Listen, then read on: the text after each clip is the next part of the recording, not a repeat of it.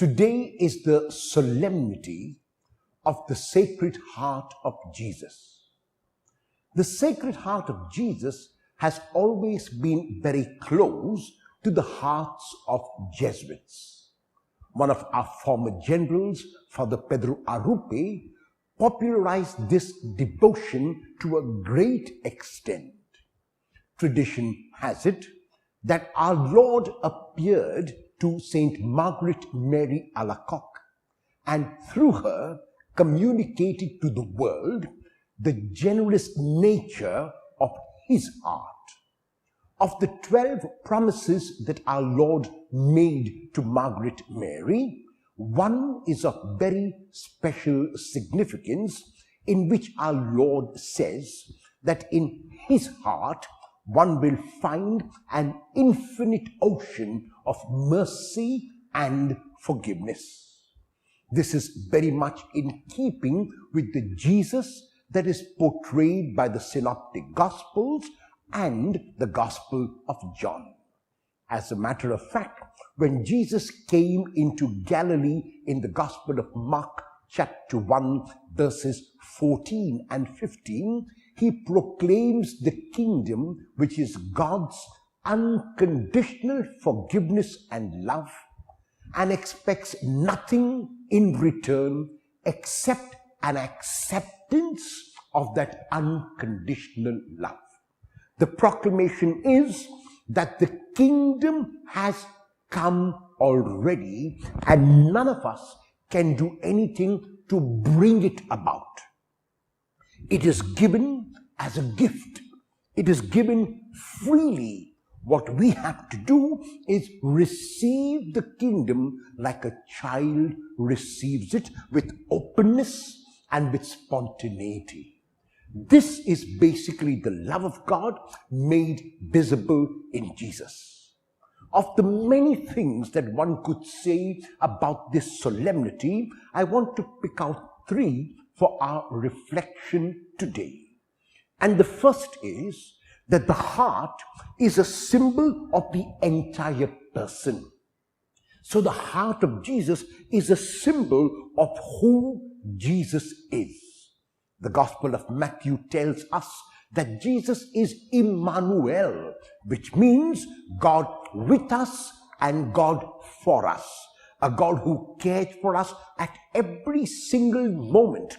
A God who has not merely created the world and left it to its design, but a God who is involved with the world and who showed that involvement in the most tangible manner when he sent his Son. The second point is that our God cares not only for us, but for the universe. The wanton destruction of nature is not what God intended.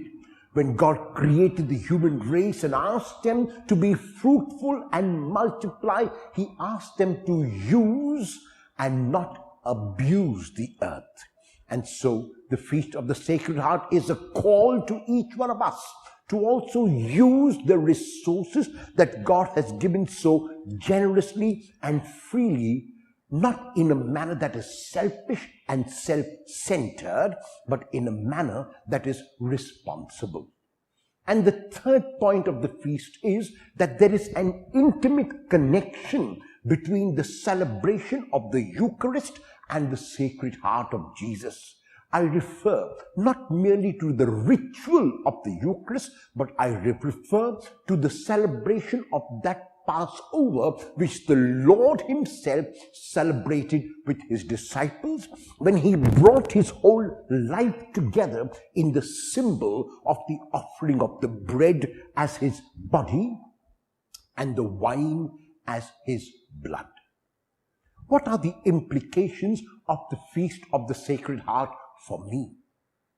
It means, first of all, that the love that I receive from Jesus is a love that I cannot keep to myself. It is not a love that I only assimilate and I'm happy with. It has to be a love that is shared. If it is really the love of God that I have in my heart, then I cannot but share it. The love of God is so bountiful, so magnanimous, that it just simply cannot be contained in an individual, and it cannot be kept inside one's heart and has to be shared. The second point is that this universe in which I live, the world in which I live, is given to every one of us in trust. God has created us as trustees to use responsibly all the beauty of His creation. If I abuse God's creation, it is because I have not understood that free gift which He gives me. And so today I make a resolution on this solemnity to use responsibly, to use sparingly, and to use as God would have used.